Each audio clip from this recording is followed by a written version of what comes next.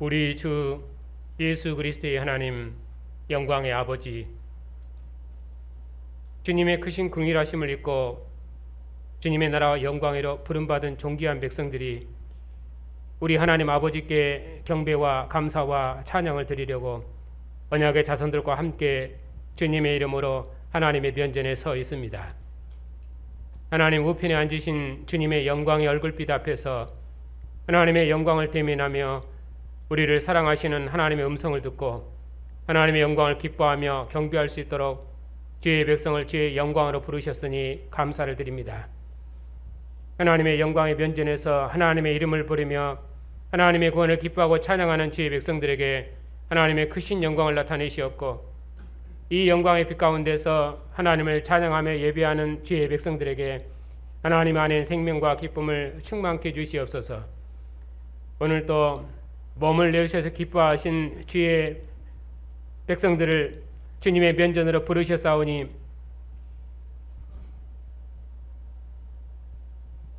몸을 내어주신 주님의 상에서 형제 얼굴을 대면하며 함께 먹고 마시는 교회를 복주시옵고, 또 우리의 믿음과 사랑도 새로움을 있게 하시며 주의 상에서 먹고 마시는 교회를 주님께서 영원토록 기뻐하시옵고, 주님에게 경배와 감사와 찬양을 통해서 하나님께 세세무궁토록 존귀와 찬양과 영광을 받으시옵소서. 우리 주 예수 그리스도의 이름으로 기도하옵나이다. 아멘. 하나님의 말씀은 마가복음 1장입니다. 1절부터 15절까지입니다. 하나님의 말씀을 받들어 읽겠습니다. 하나님의 아들 예수 그리스도의 복음의 시작이라. 선지자 이사야의 글에 보라, 내가 내 사자를 내 앞에 보내노니 그가 내 길을 준비하리라. 광야에 외치는 자의 소리가 있어 이르되 너희는 주의 길을 준비하라. 그의 오실 길을 곧게 하라. 기록된 것과 같이 세례 요한이 광야에 이르러 죄 사함을 받게 하는 회개의 세례를 전파하니 온 유대 지방과 예루살렘 사람이 다 나아가 자기 죄를 잡아가고 요단강에서 그에게 세례를 받더라. 요한은 낙태 털옷을 입고 허리에 가죽들을 띠고 메뚜기와 석청을 먹더라. 그가 전파에 이르되 나보다 능력 많으신 이가 내 뒤에 오시나니 나는 굽혀 그의 신발끈을 풀기도 감당하지 못하겠노라. 나는 너희에게 물로 세례를 베풀거니와 그는 너희에게 성령으로 세례를 베푸시리라. 그때 예수께서 갈릴리 나사렛으로부터 와서 요단강에서 요한에게 세례를 받으시고 곧 물에서 올라오실 때 하늘이 갈라짐과 성령이 비둘기같이 자기에게 내려오심을 보시더니 하늘로부터 소리가 나기를 너는 내 사랑하는 아들이라. 내가 너를 기뻐하노라 하시니라. 성령이 곧 예수를 광야로 몰아내시니라. 광야에서 40일을 계시면서 사단에게 시험을 받으시며 들짐승과 함께 계시니 천사들이 수종들더라. 요한이 잡힌 후 예수께서 갈릴리에 오셔서 하나님의 복음을 전파하여 이르시되 때가 찼고 하나님 나라가 가까웠으니 회개하고 복음을 믿으라 하시더라. 아멘.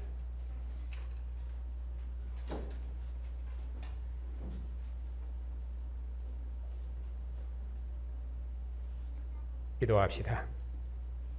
죽은 자들 가운데서 부활하셔서 모든 권세들의 주가 되시고 만유의 주가 되신 주님, 만국 중에서 주의 백성들을 주님의 교회로 부르셔서 주님의 나라와 백성 삼으시고 만민을 주의 백성으로 구원하시는 주님의 권세의 일에 참여할 수 있도록 교회를 복주셨으니 감사를 드립니다. 오늘도 하나님께서 주의 백성들을 기뻐하셔서 주님의 영광의 면전으로 부르시고 주의 언약의 말씀을 읽고 듣고 아멘하는 생명과 영광과 기쁨을 주시오니 감사를 드립니다. 영광스러운 주님의 면전에서 주님의 음성을 듣는 주의 교회를 영원토록 복주시옵고 아버지 우편에 앉으신 주님의 권세와 영광을 봉사하는 주님의 교회를 통해서 만민이 주님의 통치를 받는 주의 나라를 이루시옵고 주님께서 세세토록 존귀와 영광을 받으시옵소서. 우리 주 예수 그리스도의 이름으로 기도하옵나이다. 아멘.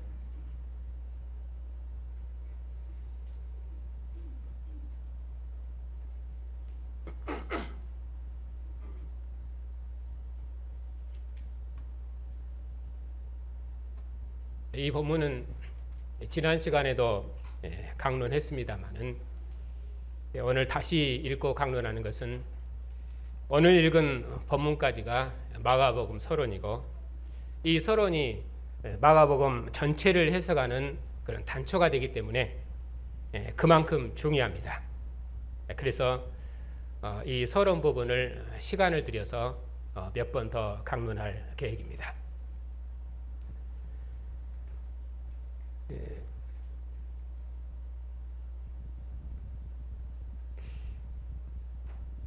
마가복음은 오늘 읽은 1절부터 15절까지가 서론 더입 부분입니다. 그리고 결론은 마지막 16장에 있습니다. 그리고 가운데는 이제 본론이죠. 이런 구조는 언약적인 일반적인 구조이기 때문에 항상 모든 성경이 이런 구조를 가지고 있습니다. 하나님의 아들 예수 그리스도의 복음의 시작이다. 이렇게 복음의 시작, 복음으로 설명을 하고, 그리고 마지막에 제자들에게 권세를 주어서 이 복음을 전파하는 증인으로 세우십니다. 그래서 하나님의 아들 예수 그리스도의 복음, 그리고 이 복음으로 시작해서 이 복음을 전파하는 증인으로 제자들을 파송함으로 마가복음 처음과 끝이 그렇게 되어 있습니다. 그리고 마가복음을 시작하는 서론과 끝부분도 하나님의 아들 예수 그리스도의 복음의 시작이라 복음을 말씀하고, 이 복음이 시작되었다고 말씀하고, 하나님 나라의 복음, 이 복음을 예수님께서 전파하심으로 자기 사역을 시작하십니다. 그렇기 때문에 이 하나님 나라 복음으로 시작해서 하나님 나라 복음을 전파하는 예수님, 이렇게 복음으로 시작해서 복음으로 끝나고, 또 마가복음 전체도 복음으로 해서 이 복음을 전파하는 증인들로 그렇게 끝나는 구조로 되어 있습니다. 그러면 이 복음이 무엇입니까? 베드로의 고백이 있습니다. 주는 그리스도시요 살아계신 하나님의 아들이십니다. 마가복음 한 가운데 있는 내용이죠. 그래서 주는 그리스도이십니다. 그것이 복음의 내용입니다. 그래서 주가 그리스도가 되셨다. 주 예수 그분은 그리스도이십니다. 하나님의 아들 예수 그분은 그리스도이신데 그분이 통치가 시작되었다 하는 것이 복음입니다. 그래서 예수께서 그리스도이시다, 예수께서 그리스도로 통치하시는 새로운 통치가 시작되었다 하는 것이 복음의 시작, 이 복음입니다. 이것을 마가복음 전체가 말씀하고 있습니다. 그리고 그러면은 예수께서 그리스도이시다 하는 내용을 중심에 두고 앞에서는 그러면 어떻게 해서 예수께서 그리스도이심을 나타내시는가? 그가 여러 표적과 기사를 통해서 권세를 나타내심으로 자신이 그리스도이심을 증거하시고, 그리고 주님 그리스도이십니다 하는 그 본문을 핵심에 두고 뒤에 부분에서는 인자가 고난을 받고 대제사장들과 서기관들에게 죽임을 당하고, 그리고 죽은 자 가운데서 부활하실 것이다. 그렇게 해서 그가 영광을 나타내실 것이다. 그렇게 말씀하십니다.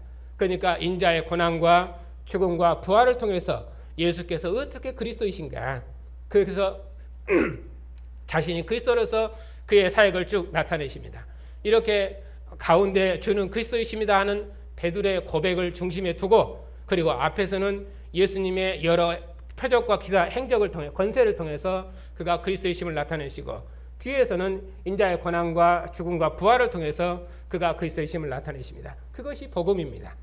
그 복음의 증인으로 제자들을 세우시고, 그리고 마가복음에 있는 모든 독자를 하여금 저는 그리스도이시다 하는 증인으로 세상을 파송해서 만민을 그리스도의 앞에 복종시키는 영광의 증인으로, 부활의 증인으로 세상의 교회가 서 있다. 그런 교회의 정체성을 말하려고 하는 것이 누가복음의 전체 흐름입니다. 그러니까 이런 틀로 구성되어 있다 하는 정도로만 전체 구조를 알고, 그리고 이제 본문을 보겠습니다.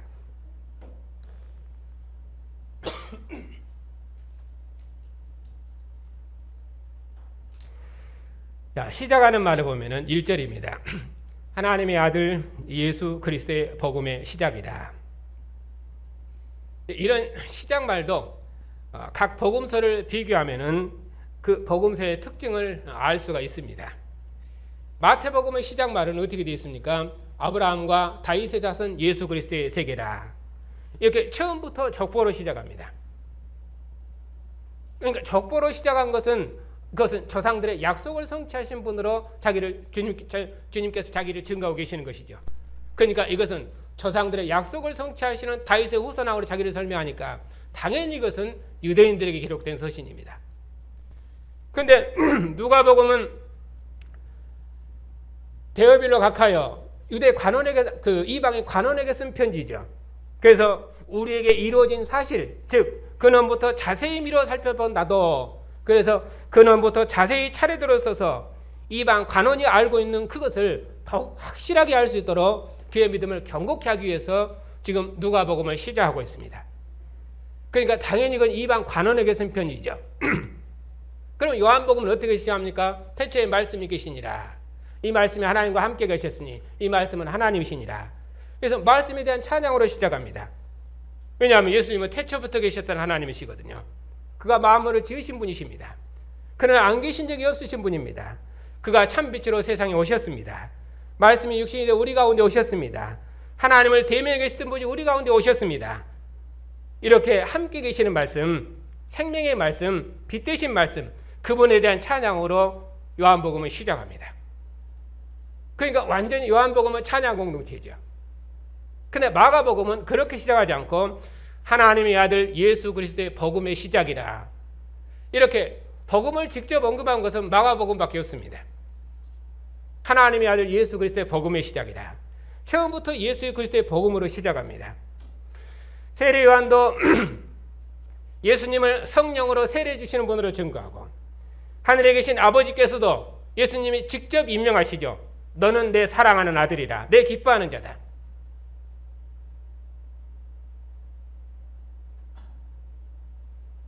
하나님께서 직접 아들을 임명하셔요.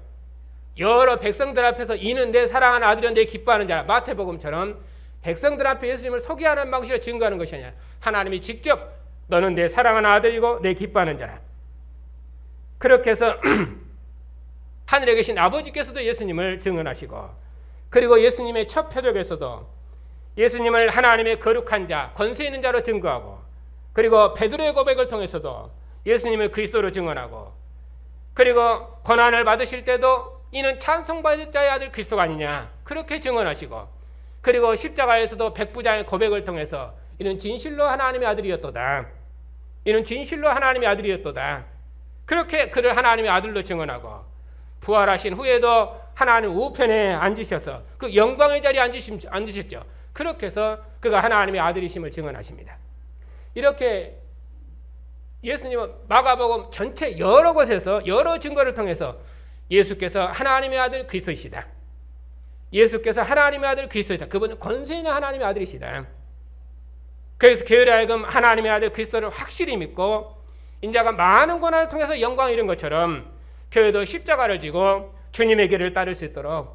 왜냐하면 로마 권세야, 왜냐하면 이거 로마에 있는 그리스도인 신자들에게 쓴 편지거든요.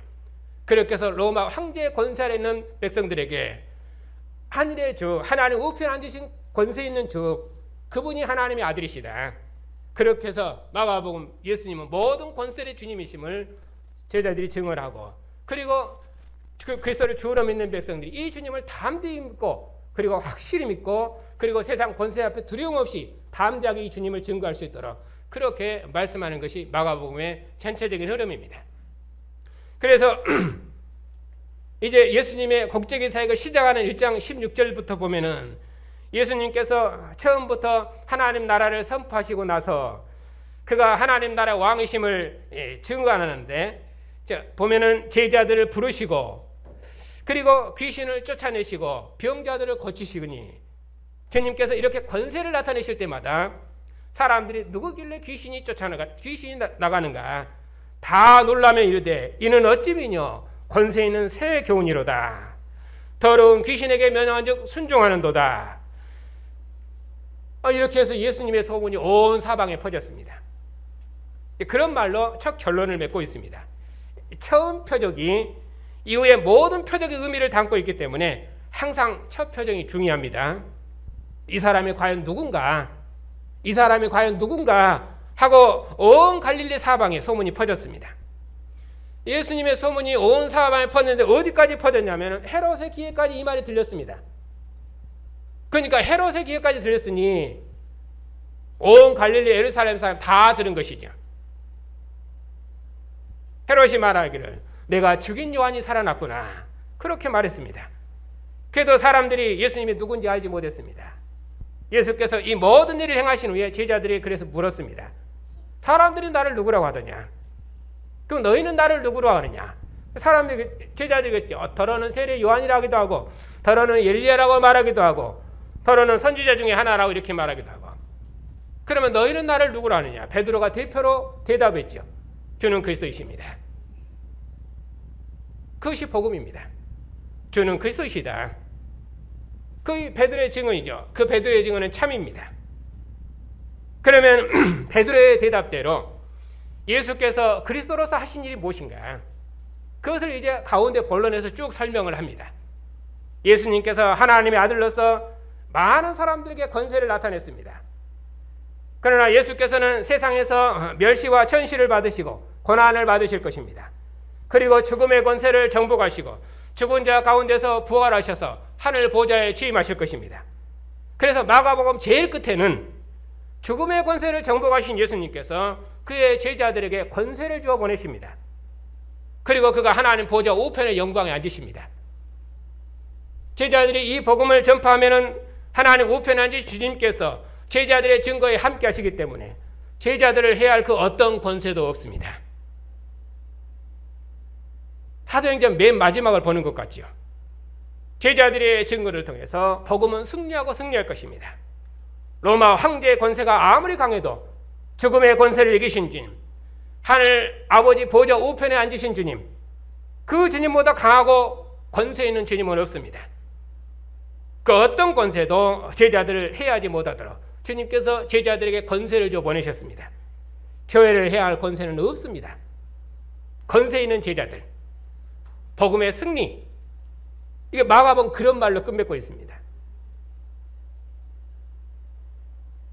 예수님의 마지막 부분에서 예수님의 부활로 끝맺고 있고, 그리고 부활하신 께 제자들의 권세를 줘 파송하신 것으로, 그리고 하늘 보좌에 앉으심으로 끝맺고 있는데, 그 부활의 장면도 복음서마다 그 특징들이 각각 다릅니다. 마가복음은 무덤문이 열려 있었습니다. 한 천사가 무덤에 있었는데 여인들이 천사만 보고도 두렵고 떨어서 어찌할 줄을 몰랐습니다. 아무 말도 못했습니다. 마치 성막에 여호와의 영광이 임했을 때 아무도 가까이 할 수 없었던 것처럼 마가복음의 주님은 그처럼 권세 있는 주님입니다. 그런데 마태복음은 오히려 부활하신 예수님의 발을 붙들고 경배합니다. 누가복음은 뭐라고 합니까? 와서 손과 발을 보이시면서 나를 만져보라고 그렇게 말씀하십니다. 요한복음은 마리아가 만지려고 하니까 아직은 만지지 말라고 그러죠. 왜냐하면 아버지께로 가셔야 되니까. 갔다 오시면 제자들 만들 것입니다. 그래서 제자들에게 와서 만져보고 내 손에 손가락을 넣어보고 내가 그인 줄 믿으라. 그래서 제자들을 본자들의 증인으로 그렇게 보고 본자들의 증인으로 파송합니다. 그래서 그 증인들의 특성들이 그 책의 성격에 따라 이렇게 다르게 나타나 있습니다.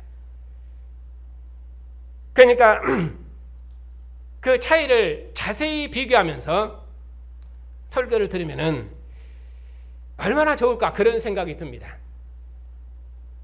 아버지의 긴 교훈을 듣는 것이 자식의 생명인 것처럼 주님의 말씀을 길게 들을 수 있다는 것처럼 아마 우리에게 기쁜 일이 없을 것입니다.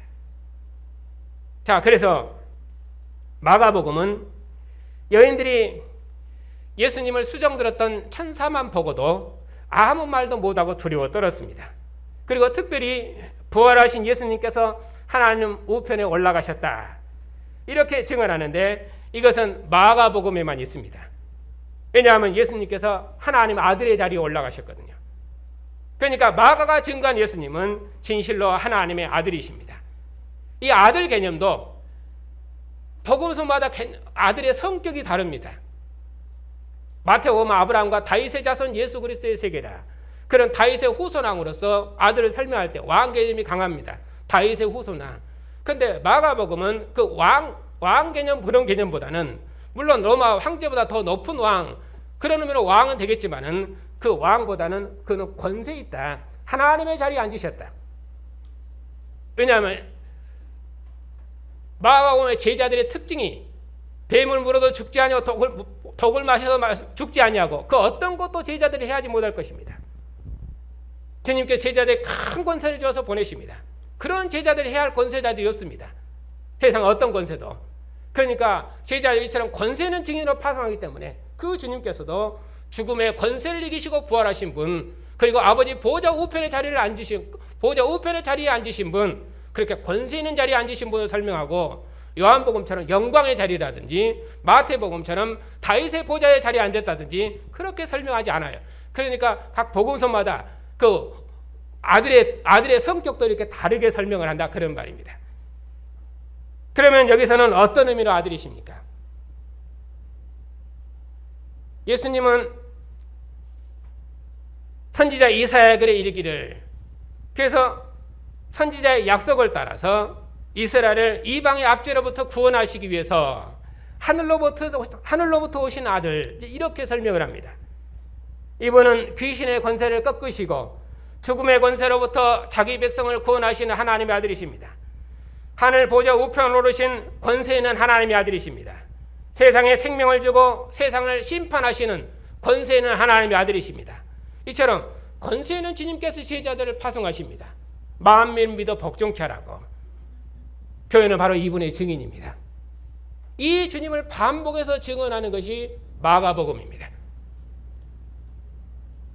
자, 그럼 다시 처음 1절로 돌아와서 보십시다. 하나님의 아들 예수 그리스도의 복음의 시작이다.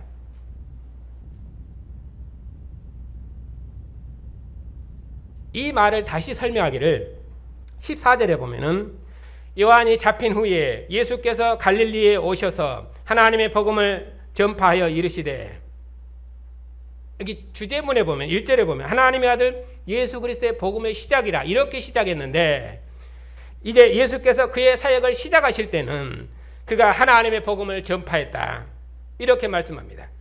그러니까 하나님의 아들 예수 그리스도의 복음이나 또 14절 15절에는 하나님의 복음을 전파해 했을 때 하나님의 복음이나 이것은 같은 복음이죠. 그러면 성경이 말하는 복음은 무엇입니까? 지금 교회들을 보면은 복음을 거의 개인 구원론으로 설명을 합니다. 예수를 믿으면 천국 간다. 예수를 믿으면 지옥 가는 벌을 면제받고 천국에 간다. 얼만큼 기쁜 소식입니까? 죽기 전에라도 믿어서 천국 가는 거. 죽기 전에 믿어서라도 저 좋은 데 가는 것. 이것이 지금 거의 대부분의 교회가 말하는 그런 복음입니다. 그러나 성경은 그런 복음을 말한 적이 없습니다. 이 복음은 사도행전에 말했던 것처럼 먼저는 유대인에게요, 다음에는 헬라인에게로다. 유대인에 약속된 복음에 우리 이방인이 참여하는 것이지 하나님께서 우리 이방인을 위해서 직접 그리스도를 보내셨는가? 그런 것은 성경이 말하지 않습니다. 본문은 복음을 말하면서 선지자 이사야의 글에 이렇게 하면서 이 구원이, 이 복음이 이스라엘에게 약속된 구원이며 복음이라 이렇게 말합니다. 직접 우리 이방인을 위해서 하나님께서 그리스도를 보내셨다 그렇게 말씀하지 않습니다. 물론 구원 역사의 종말에 서 있는 교회가 성경을 읽을 때는 그리스도께서 천하 만민을 위해서 오셨다 이렇게 해석적으로 말할 수는 있지만은, 마치 그리스도께서 모세가 나에 대해서 증언했다 이렇게 해석적으로 말씀하신 것처럼 그리스도의 오심은 모든 사람들을 위한 것이다 이렇게 해석할 수는 있지만은, 일단 그리스도는 이스라엘의 구주이십니다. 그런 의미에서 복음이 일단은 이스라엘을 위한 것입니다. 율법을 보면서 이방 땅에 심판된 이스라엘의 구원을 위한 것이 복음입니다. 그러므로 유대인의 복음이 무엇인가를 알아야 지금 우리의 구원을 설명할 수 있습니다. 왜냐하면 우리 이방인은 유대인에게 약속된 구원, 그 구원에 참여하기 때문입니다. 하나님께서 아브라함의 복이 천하 만민에게 미치리라고 약속하셨습니다. 구약 때는 다윗에게 복종함으로 이스라엘이 하나님의 통치를 받았습니다. 그처럼 이제는 다윗의 후손에게 복종함으로 하나님의 통치를 받습니다. 그래서 하나님의 아들 예수 그리스도께서 통치하신다. 그것이 선지자의 약속을 가지고 있는 이스라엘 백성들의 소망이고 그 이스라엘 백성이 주신 구원이고 복음입니다. 그런데 그 주님께서 죽은 자 가운데서 부활하셔서 이제는 제자들을 통해서 천하 만민을 불러 모으십니다. 그것이 새로운 통치의 시작입니다. 그래도 일단은 먼저는 선지자의 약속을 따라서 이스라엘의 구원자로 그리스도께서 오셨다. 이분이 죽은 자 가운데서 부활하셔서 이제는 천하 만민을 부르시는 새로운 통치를 가져오신다. 교회의 것을 지금 전파하고 있는 것이죠. 그러니까 일단은 이스라엘에게 약속된 메시아와 그리고 지금 그리스도의 교회가 가지고 있는 메시아는 다르다. 그 역사적인 차이를 알아야 돼요. 그 역사적인 차이가 어떻게 새롭게 완결됐는가? 새로운 그리스도를 우리를 하나님께 통치하시는가? 그리스도를 통해서 통치하시는가? 그 개념을 아는 그것이 우리의 구원입니다. 그러니까 먼저는 유대인에게 말하는 복음의 의미가 무엇인가를 알아야 됩니다. 물론 우리는 이방인이기 때문에 이스라엘의 역사를 아는 것이 생소합니다. 하지만 구약 역사를 모르고는 복음을 알 수가 없고 우리는 하나님 나라를 바르게 봉사할 수가 없습니다. 그러니까 복음을 바르게 아는 것이 우리의 생명을 결정하는 것입니다. 그런 점에서 당회가 교회를 복음의 토대 위에 세우려고 모든 수고를 다하고 있으니 교회가 복음을 배우는 일에 전심을 다해 주셔야 됩니다.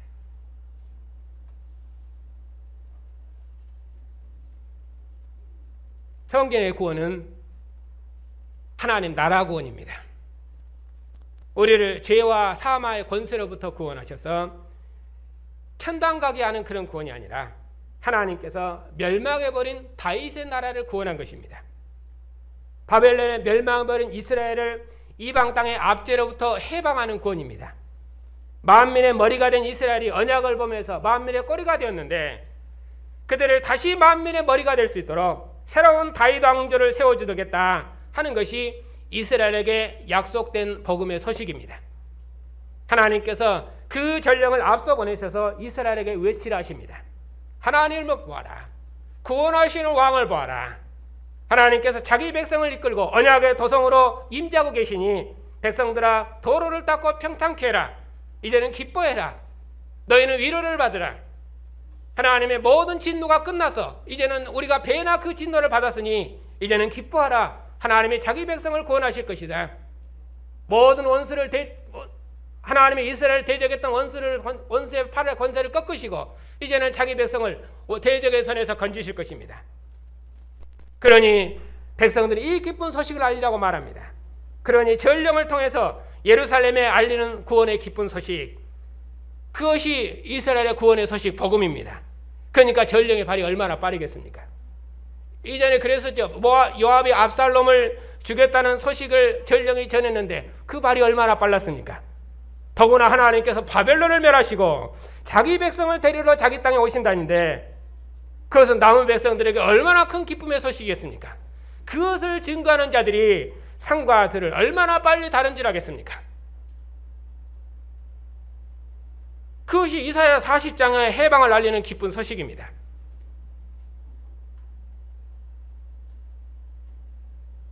저는 하나님의 통치가 임했다. 하나님의 통치가 임했다. 저는 이방의 권세 아래 있었는데 이제는 하나님의 통치를 받는 백성으로 하나님의 자기 백성을 구원하신다. 그것이 성경이 말하는 복음입니다. 그것이 구원입니다. 그러면 이스라엘 소망하는 구원은 무엇이었습니까? 멸망에 매른 다윗 왕조가 언제 회복될 것인가? 언제나 이런 포로 시대를 끝내고 평화의 나라를 새롭게 받을 것인가? 그러니까 구원은 역사에서 다가오는 것이지 죽어서 저 위로 올라가는 천국의 구원이 아닙니다. 그건 이방인들이 추구하는 구원 개념이에요. 구원은 때가 찬 하나님 나라입니다. 그래서 요한이 잡힌 후 예수께서 갈릴리에 오셔서 하나님을 전파하셨습니다. 그러면서 말씀하셨습니다. 이제 때가 찼고 하나님 나라가 가까웠으니 회개하고 복음을 믿으라. 조상들의 약속을 따라서 하나님께서 다윗의 후손 왕을 보내시되 약속하셨는데 그 왕을 보내셔서 세운 나라입니다. 그 나라가 왔다는 소식이 이스라엘 백성이 기대하는 구원의 소식, 복음입니다. 하나님의 아들 예수 그리스도, 그분의 통치가 시작되었다. 그분의 통치가 시작되었다. 그것이 복음입니다. 그러니까 하나님의 아들이 통치하신다는 소식, 이것이 복음인데 그 복음으로 마가복음을 시작하고 있습니다. 하나님께서 그의 아들을 통해서 자기 백성을 구원하신다. 어떻게 구원하십니까? 구약에 말씀하시기를 새로운 다윗 왕을 줄 것이며 너희에게 새 영을 허락해서 마음판에 하나님의 법을 순종하는 법을 세워주겠다. 돌 같은 마음을 제하고 부드러운 마음을 주시겠다. 그래서 이스라엘 백성들이 하나님의 말씀을 온전히 지키면은 그 땅은 낙원이 되고 다시는 그들은 그 땅에서 쫓겨나지 않을 것입니다. 새로운 왕을 주시겠다고, 새로운 다윗의 후손 왕을 주시겠다고 그렇게 약속하셨습니다. 그러면 그 다윗의 후손 왕이 누구십니까? 그분은 다윗의 후손이신데 여기서는 하나님의 아들이시다.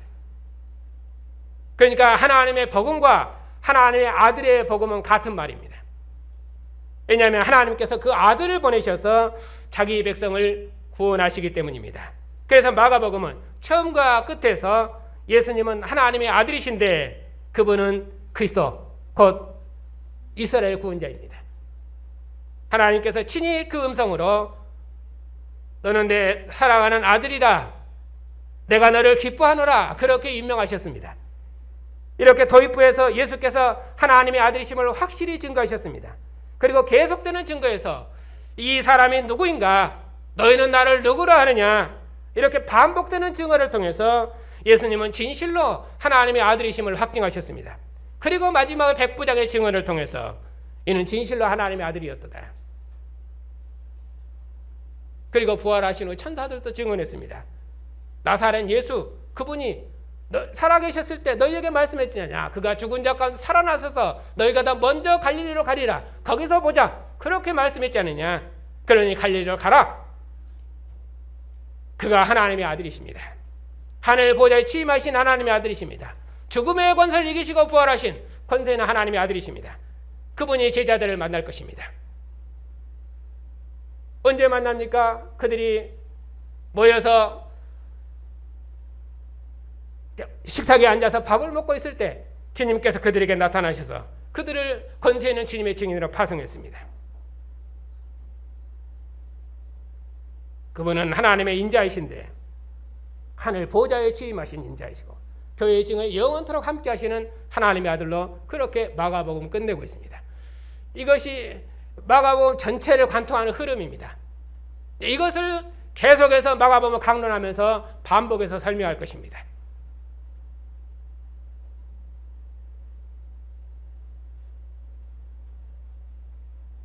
하나님의 아들 그리스도의 통치에 참여하시는 성도 여러분, 마가복음은 로마 황제를 하늘의 왕권을 대행하는 신의 아들로 추앙하는 그런 세대 가운데서 오직 예수님만 모든 권세들의 주님이시고 모든 권세들의 왕이심을 고백하고 증거하도록 로마에 있는 그리스도인들을 복음으로 무장하기 위해서 그들을 기록한 전투서신입니다. 세상 권세는 예수님을 죽이고 무덤에 가뒀습니다. 하지만 예수님은 무덤에 가둘 수 있는 분이 아니십니다. 예수님은 사탄이 말도 붙일 수 없는 권세 있는 하나님의 아들이십니다. 그 주님께서 죽음의 권세를 이기시고 죽은 자 가운데서 부활하셔서 일곱 귀신 들린 그 마리아, 그 마리아에게 먼저 보이시고 그 일곱 귀신을 쫓아내셨죠. 그에게 먼저 보이셨습니다. 그리고 시골로 가는 두 제자에게 보이시고 그리고 음식 먹고 있는 제자들에게 나타나서 말씀하셨습니다. 그리고 제자들 이 복음의 군병으로 파송했습니다. 누구든지 믿고 세례를 받는 자는 구원을 받겠지만은 믿지 않고 거절하는 자는 심판을 받으리라. 그것이 제자들이 가진 권세입니다. 제자들에게 생명과 심판의 권세를 주어서 보내셨습니다. 세례는 주님과 함께 죽고 주님과 함께 살겠다는 맹세입니다. 예수께서 하늘 보좌에 계신 하나님의 아들이십니다. 누구든지 예수님을 하나님의 아들 그리스도로 믿고 그분의 통치에 복종하고 그 나라의 왕을 위해 전생을 헌신하면 그들은 구원을 받을 것입니다.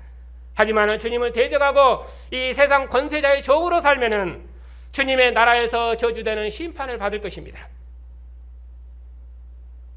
부활하신 예수님을 하나님의 아들 그리스도로 복종하면은 하늘의 예루살렘에서 영광을 누리겠지만은, 그러나 가이사를 왕으로 섬기면은 짐승의 나라 바벨론의 군대로 살 것입니다. 사탄의 권세 아래 있는 세상을 주님께 복종시키는 주님의 군병, 부활하신 주님의 상에 앉은 교회, 이것이 교회가 가진 권세여 영광입니다. 하나님 우편에 앉으신 주님의 통치에 참여하는 성도 여러분, 주님께서 마지막 유월절 밤에 제자들과 함께 잘 쓰실 때 제자들에게 떡을 주시며 받으라, 이것은 내 몸이니라 하시고, 잔을 주시며 이것은 많은 사람을 위하여 흘리는 나의 피, 곧 언약의 피니라 하시면서 제자들에게 주셨습니다. 제자들이 주님께서 주신 잔을 다 마셨습니다. 제자들을 주님의 생명으로 사는 주님의 나라 백성으로 지으시고, 주님의 한 피와 한 살로 연합된 주님의 나라 백성으로 지으셨습니다. 몸을 나눌 수 없는 것처럼 나눌 수 없는 한 생명의 공동체로 지으셨습니다. 그 주님께서 오늘도 주님의 피와 살로 사는 교회를 주님의 식탁으로 부르셨습니다. 주님과 한 영 한 몸으로 사는 교회를 언약의 상으로 부르셨습니다. 주님의 몸과 피로 연합된 한 생명의 공동체를 생명의 식탁으로 부르셨습니다. 아들과 함께 하늘에 앉은 교회를 하늘 식탁으로 부르셨습니다. 그리고 우리에게 말씀하십니다.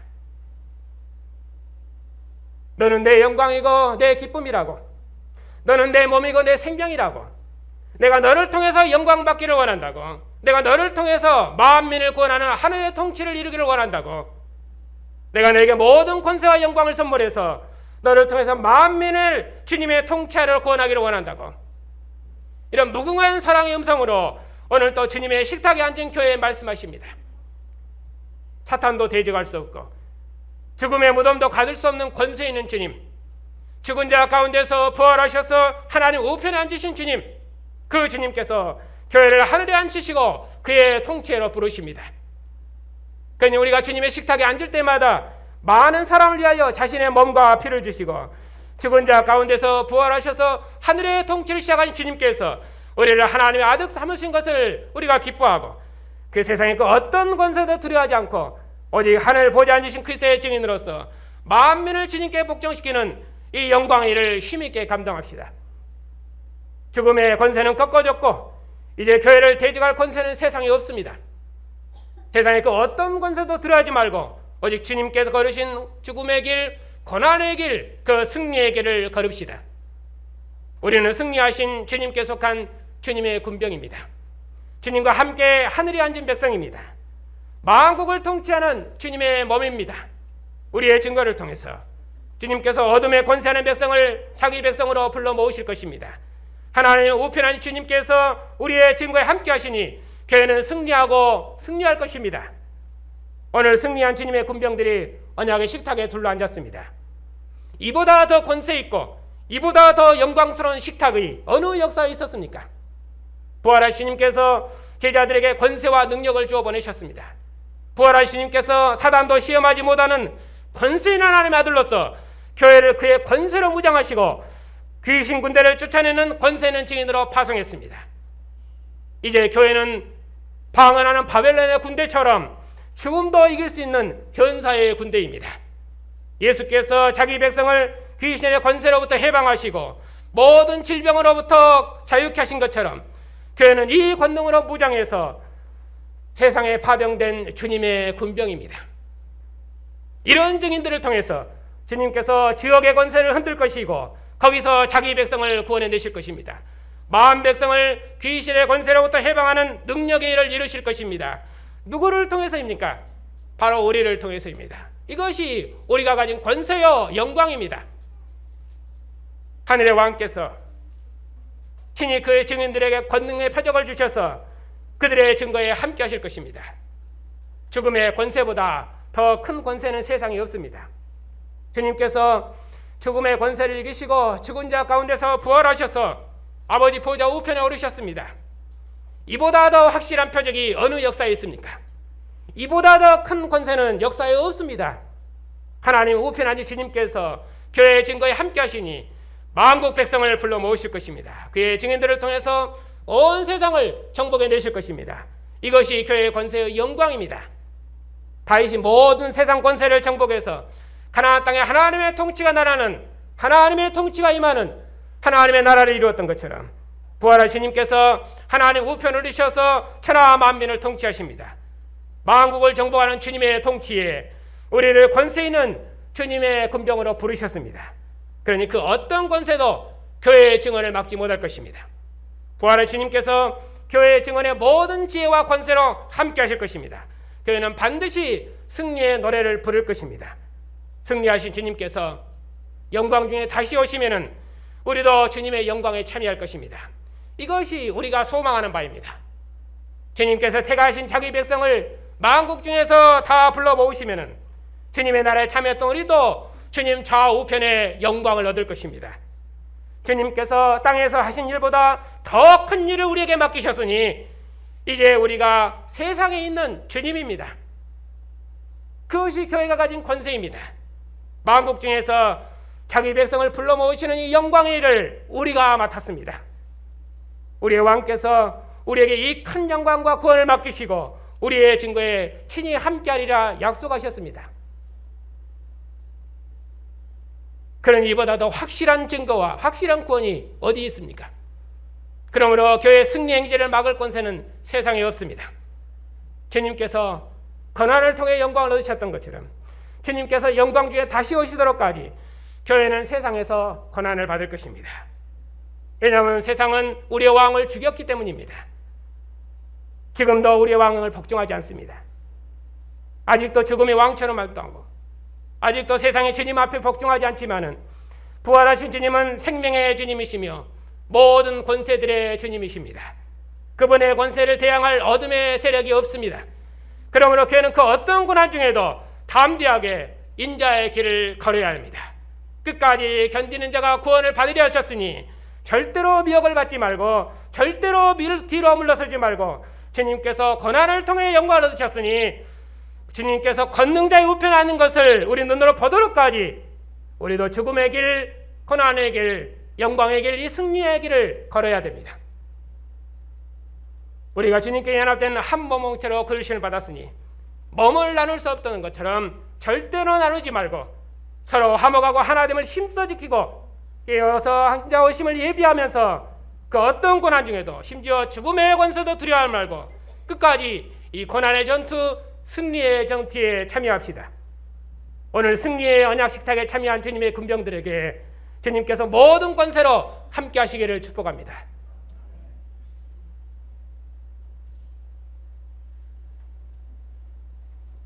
죽은 자 가운데서 부활하셔서 모든 권세들의 주가 되신 주님, 오늘도 주의 백성을 통해 주의 말씀을 통해서 교회를 새롭게 지으시니 감사를 드립니다. 죽은 자 가운데서 부활하셔서 땅의 임금들의 머리가 되신 주님, 주님은 진실로 하나님의 아들이시며 우리를 대표해서 죽음의 권세를 이기시고 하늘 보좌를 상속하신 우리의 영원한 왕이십니다. 세상은 주님의 증거를 알지 못했지만 우리는 알았사옵고 영광의 주님께서 우리 안에 그의 영으로 함께 계셔서 그 영광을 증거하시오니 우리 안에 선한 소망을 주시고 함께 하신 줄 믿고 감사를 드립니다.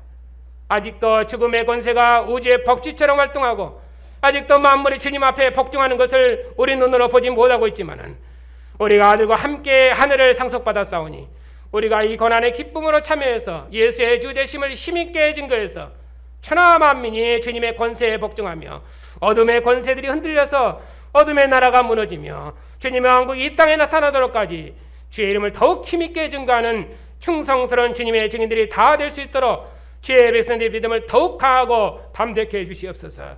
우리 주 예수 그리스도의 이름으로 기도하옵나이다. 아멘.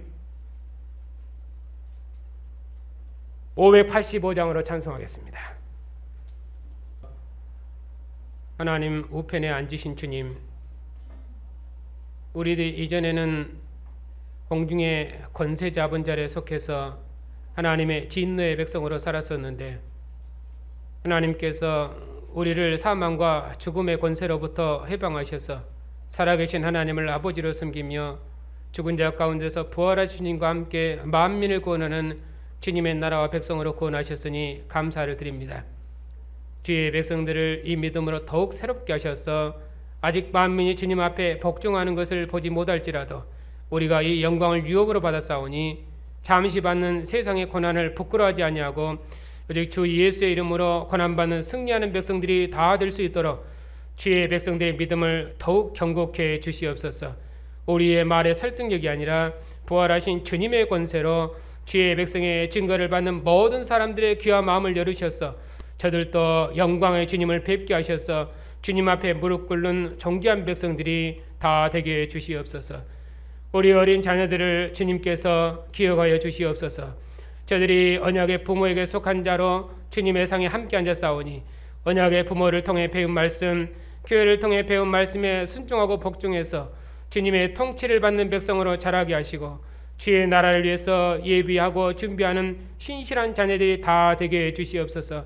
만군의 주님께서 모든 악한 권세로부터 우리 자녀들을 지켜주시옵고 우리 자녀들이 하나님 앞에 영광의 그릇이 다 될 수 있도록 주님께서 저들을 붙드시고 인도해 주시옵소서.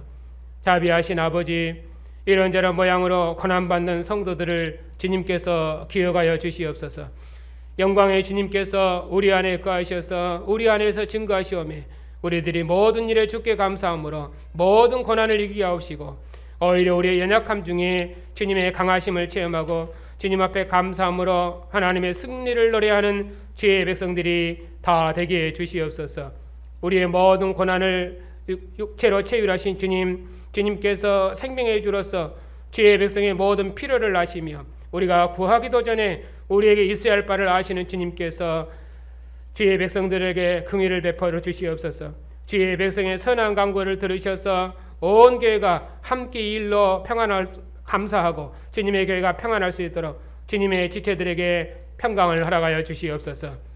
특별히 이제 선교지를 떠나는 한기수 양한나 선교사님에게 주의 진리로 함께 하셔서 저들의 나라와 백성들을 구원하는 영광의 일에 주의 지혜와 권세로 함께 주시옵소서. 특별히 주의 종의 건강을 지켜주셔서 주님의 모든 뜻을 이루시옵소서. 생명의 주님께서 영광 중에 다시 오시도록까지 주의 백성을 영원한 진리와 믿음으로 인도하셔서 다시는 세상에 복종하지 아니하고 주님 십자가의 길을 충성스럽게 걸어가는 승리하는 주의 군병들이 다 될 수 있도록 주의 백성들을 영원토록 지키시고 인도해 주시옵소서. 우리 주 예수 그리스도의 이름으로 기도하옵나이다.